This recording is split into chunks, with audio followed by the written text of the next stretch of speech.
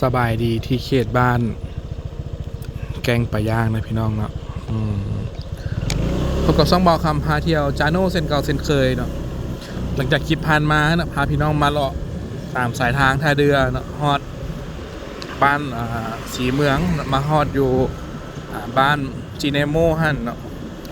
คลิปต่อมาพามาเบิงตั้งแต่เขตจีเนโมมาฮอดเขตแกงปลาย่างเนาะ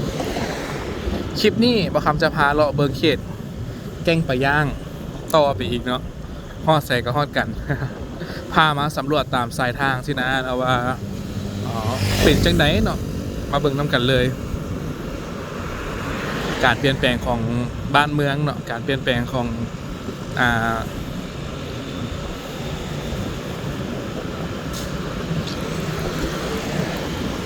วิถีชีวิตคนในเขตนี้เป็นจังไดนะก็มาเบิ่งน้ำกันบ้านแกงปลาย่างต่อมาก็เป็นเขตบ้านโพเงินพี่น้องเลยช่วงนี้ดอกฝางแดงกำลังเขี้ยวเนาะกำลังแดงสนดอกเนาะกำลังแดงงามปลาไม้กับกำลังเขียวดี เพราะว่าก้าวเข้าสู่ฤดูฝนแล้วนะพี่น้องอย่างนี้รถยิงคอนกรีตด้วยนี่เขตบ้านโพเงินนี่ก็เป็นเส้นทางเบตงตามสายทางบ้านหอมเลยพี่น้องถือว่าเขตนี้ก็ยังบ่ทันแออัดพอปานใดเนาะอาคารบ้านเฮือนก็ได้แต่ว่าเรื่องดินเรื่องดอนนี่มันมีเจ้ามีจอมไปแล้วแหละเนี่ยพวกกำแพงคือว่าใหญ่แท้เนี่ยไปสิปลูกคฤหาสน์ใหญ่ทางในเพิ่นบ่เนาะโอ้เบิดหลายล้านนี่กำแพงมันก็ได้งานทรงลาวทรงไทยครบเลยเนี่ย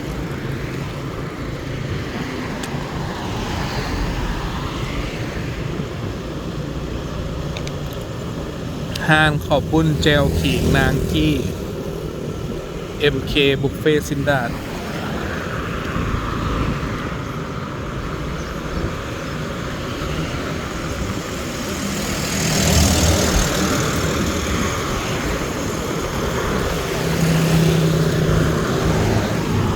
อย่างอันนี้ขายหมักม่วงใหญ่โล10,000นะพี่น้องหน่วยหนึ่งมัน2 โลบ่จักใหญ่แท้ใหญ่ว่า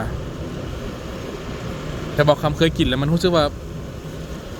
มันเป็นหวานคิวนิดนึงเนาะเขาห้องมาหมักม่วงจีนว่าครับกับโบเรื่องกินเนาะก็เลยบ่ค่อยมักปานใดเนาะลองกินละ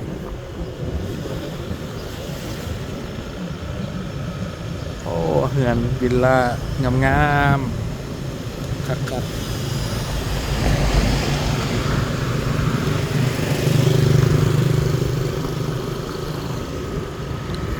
มดินตอนหญ้าเริ่มปลูกเป็นบ้านเป็นเฮือนเบิดละเขตนี้ก็เลย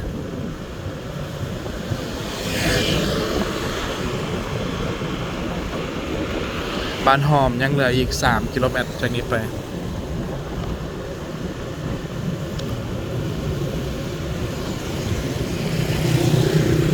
ห้านแม่เต็ง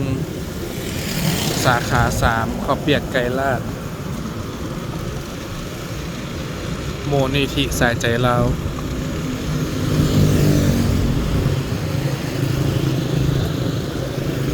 แหนมเนืองหลักเสาเอ็ดยูนิกก็มี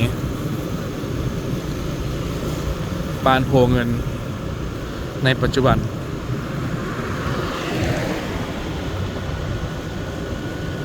สาบอกคำโฮมานี่พ่อแม่พี่น้องไปอยู่ต่างประเทศกันหลายได้พี่น้องเนาะเขตบ้านโพเงินบ้านหอมบ้านอย่างนี้เนาะเมืองหาดแซฟองเนี่ย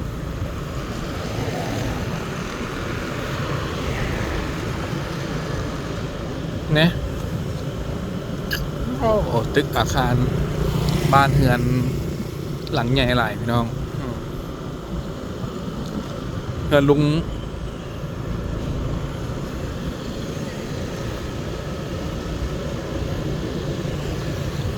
แบบเอียงลุงหมายแบบพี่น้องเพิ่นก็อยู่กำขวามือนี่ลุงเหมียนท่านดอกลุงเหมียนกำขวามือนี่เนาะที่เพิ่นมาหาเบาคำสุดก่อนนี่ ส่วนบอกคำไปกินทางกินนี่นะนางลิ้นน้ำกันเพิ่นก็อยู่ทางอเมริกาเพิ่นแหละเพิ่นว่าโอ้คนลาวไปอยู่หันหลายมันอยู่ต่างประเทศนะพอเครดิตตะกี้นี่มันขาบง่ายเนาะเพิ่นว่า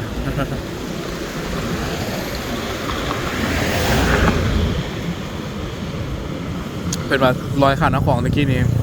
ป่านแชมเปี้ยนเพิ่นแหละเนาะซ้อมลอยทุกมือเพิ่นว่า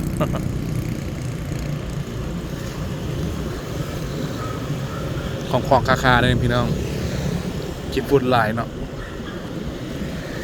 บอลติดๆขัดๆนิดนึงทางนี่เป็นทางเบตงอยู่เนาะนี่ตลาดโพเงินกำซ้ายมือ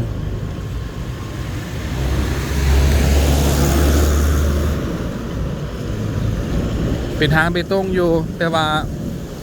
เส้นทางห้อมเนี่ยส่วนใหญ่เป็นทางแดงคือเก่าเนาะก็เลย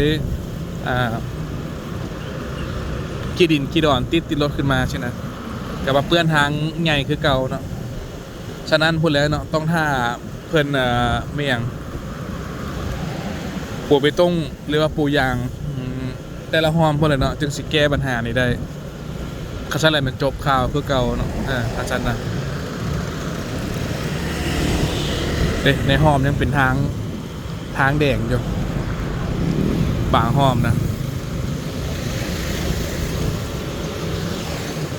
บักม่วงใหญ่ไทยใหญ่มาโอ้บ้านหลังใหญ่พี่น้อง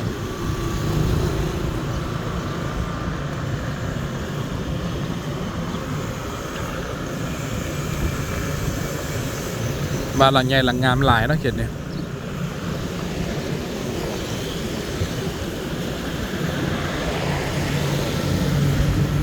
บ้านเฮือนเก่าก็ยังมีอยู่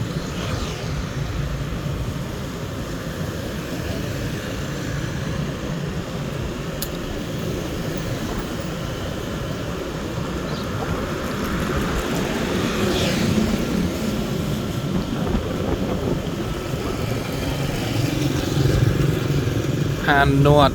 เซนบูฮานจะมี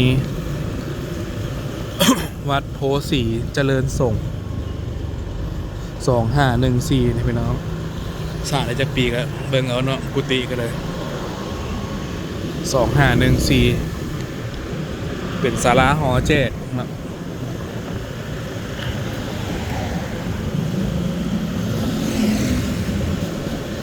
รถทางหลังสีแซงกับโปแซงยืดยักอยู่รถทางหลังก็เลย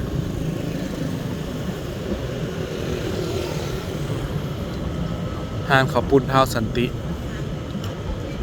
ข้าวปุ้นเจลขิงกว่าเนี่ยโรงเรียนสมบ้านหอมเป็นเอาโรงเรียนสมเนาะบ้านหอมบ้านสว่างโอ้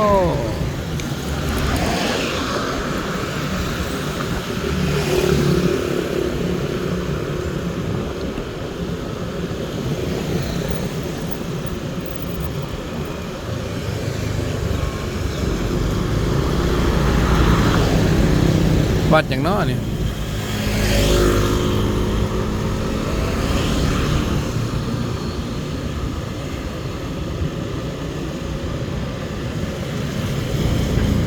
วัดศรีสว่างธรรมมงคลเนาะ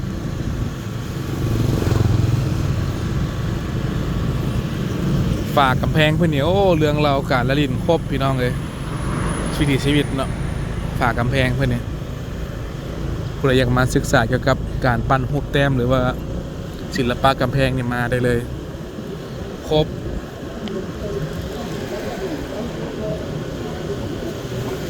โรตีไฮเทคกำขวาบ้านป้าฝาง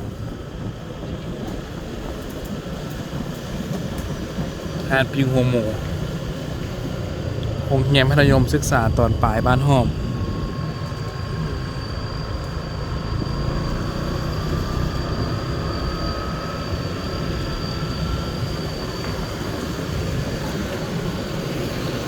จะเลือหลายพี่น้องบ้านหอมกันเลยเลือกคนในห้านเฟือก้อนเหล้าเนาะห้านเฟือปลาฝางหรือเฟือก้องเหล้าแต่เมื่อหน้าบอกคำพามากินเลยเนาะสุดก่อนนี่กับพามากินแล้วได้ แต่ว่าหลายปีแล้วเนาะ ฮอตปีนึงแล้วโปรจักเนี่ยโปรได้พามาเดี๋ยววันหน้าพามาอัปเดตหอมนี่กับพามาเบิ่งบรรยากาศห้อมรวมๆนี่ก่อนจึงว่ากันเนาะวัดอย่างพวกนี้วัดบ้านหอมอ่ะพี่น้องวัดบ้านจอมทองว่ะบ่เห็นมันติดป้ายทางหน้าเนาะ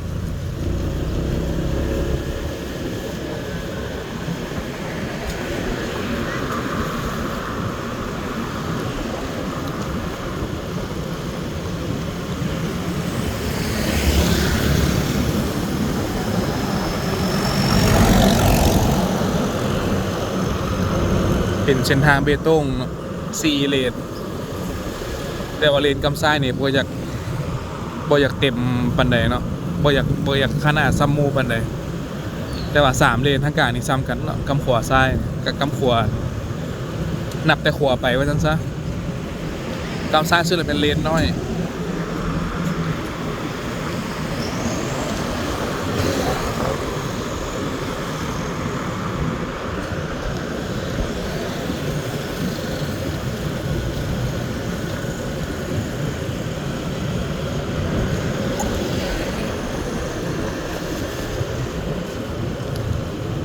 บ้านเจียมปลางวัดโพไซศรีราราม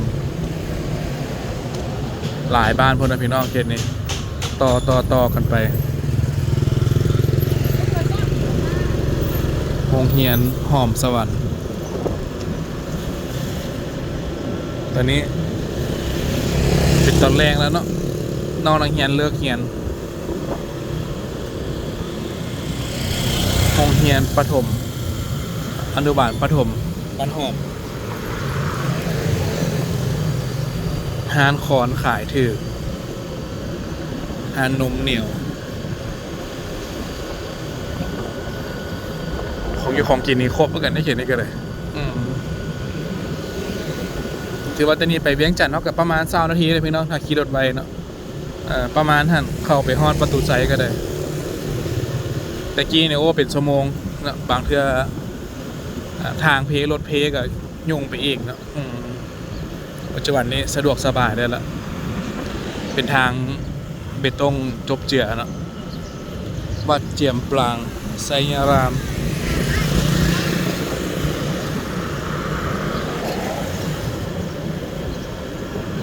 บ้านหอมใต้เดี๋ยวพาพี่น้องไปเบิ่งวัดธงธาตุกันเนาะบ่ได้เห็นดนละบอกคำก็ได้เนาะตั้งแต่ตอนน้ำท่วมพุ่นเว้ยบอกคำมายางเลาะตอนนั้นเนาะตอนนี้บ่ฮู้เป็นจังได๋ติดตามไปน้ำกันวัดธงธาตุบ้านเฮา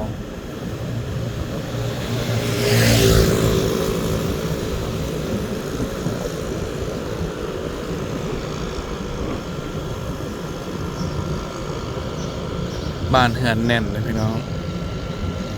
ครบ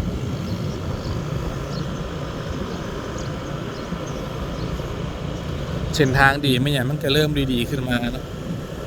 ไปมาสะดวกเลยคนเจ็บคนเป็นก็ได้ทำการปิดปัวไว้รถมาฮอดง่ายขับทรงง่ายหากคือตะกี้แล้วโอ้บอกคำคืนพอออกเลยนะสมควรได้มาบ้านหอมก็ได้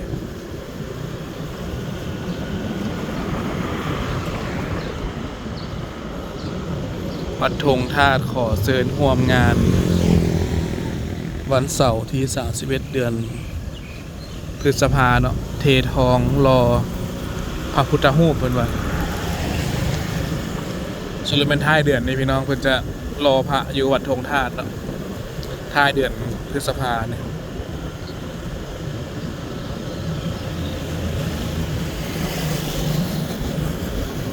วัดธงธาตุพัฒนารามไหวพญานาคเลี้ยวขวามือเอาไปซองเบิ่งปัจจุบันนี่เป็นยังไงเนาะวัดธงธาตุมีอย่างอัปเดตมาใหม่เนี่ยไปเบิ่งน้ำกัน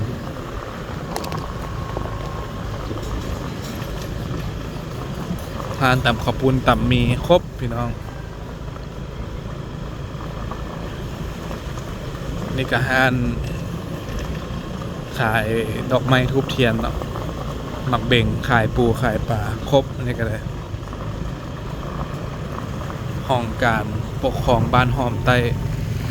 เมืองหาดทรายฟองนครหลวงเวียงจันทน์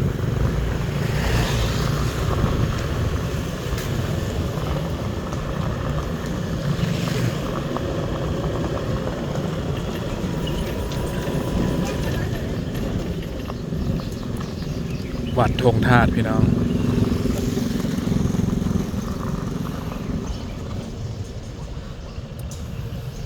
สิม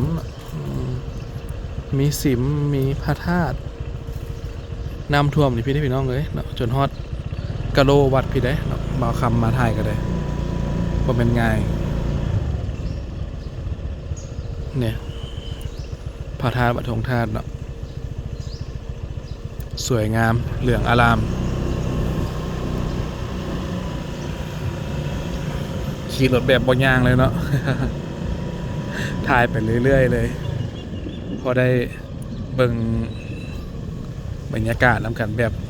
ไวๆในหนึ่งนะพี่น้องมาแบบลวกๆเนาะ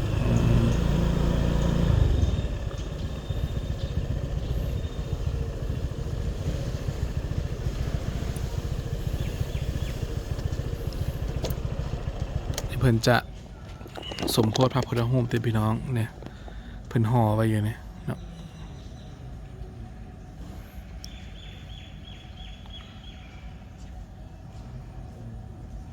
มีคนมาเที่ยวชมพอประมาณหนึ่ง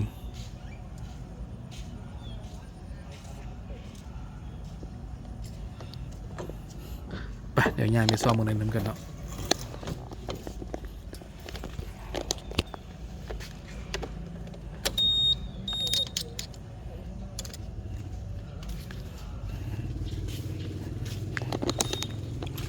ต้นไม้ใหญ่ที่เพิ่งตัดออกพี่น้องน่าจะล่มหรือว่าจังไดหรือว่าปรับพื้นที่บ่เนาะ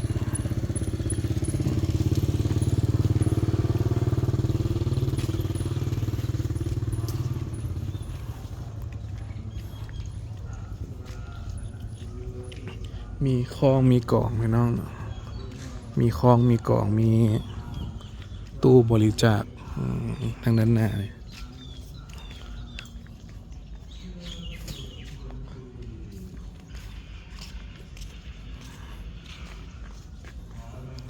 ปูศรีสัตนาคกำขวามือพี่น้ององค์ปูศรีสัตนาคราชองค์ปูศรีสุทโธเนาะกำขวากำซ้ายมันศรีสัตนาคงงนำเนาะเมื่อกี้นี้เขียนป้ายบนหนึ่งไว้บนหนึ่งบรรยากาศยาม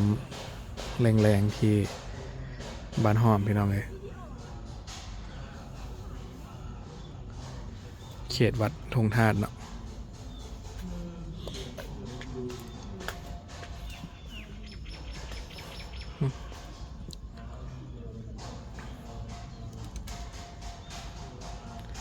นกแอ่นเลยนกกังแก่นกนางนวล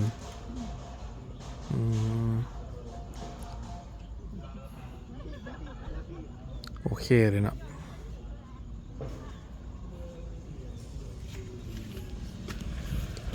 สภาพการเปลี่ยนแปลงจากเก่ากับโบราณพี่น้องมีแต่ห่อพระท่านนี้เนาะตัวเปลี่ยนแปลงไม่ตัวอื่นก็คงรักษารูปเดิมไว้เนาะ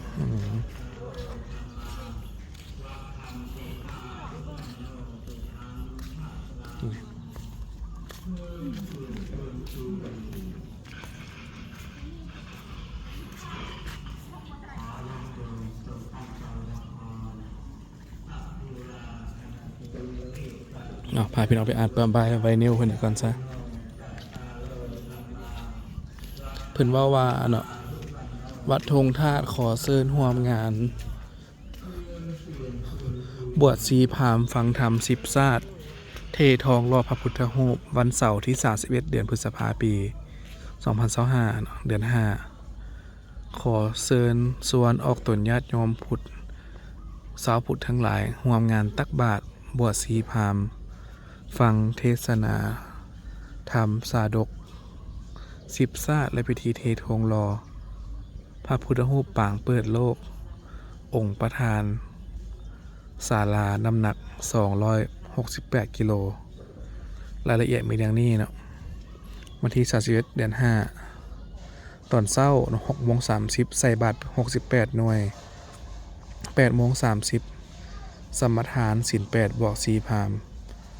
ฟังเทศนาทำหมดมือจนฮอด5:30 ตอนแรง6 โมงตอนแรง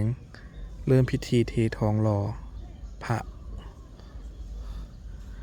ประมาณนี้พี่น้องเดินบางคำก็ยังงงกันอยู่อันนี้บาท108เนาะบาท108นี่แหละแม่นวัดธงธาตุในปัจจุบันเนาะในช่วงกลางปี2025เลยพี่น้องในพฤษภา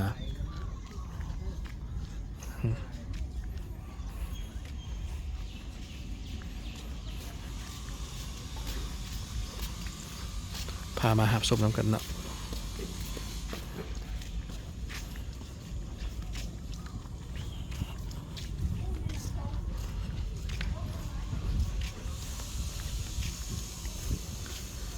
แล้วพบกันในคลิปหน้าพี่น้องเด้อเนาะพามาหับชมบรรยากาศตามสายทางแกงปลาย่างมาฮอดวัดธงธาตุเนาะเดี๋ยว EP หน้าไปต่อกันอีกไปเรื่อยๆพี่น้องเลยขอบใจที่ติดตามรับชมเนาะฝากกดไลค์กดติดตามกด Subscribe หรือว่าสามารถกดปุ่มซุปเปอร์แตงทางนั้นรูมได้เด้อเนาะเป็นกำลังใจทำบอกคำได้สร้างสังคลิปใหม่ๆต่อไปพี่น้องเอ้ยไปเดินทางนำกันเนาะ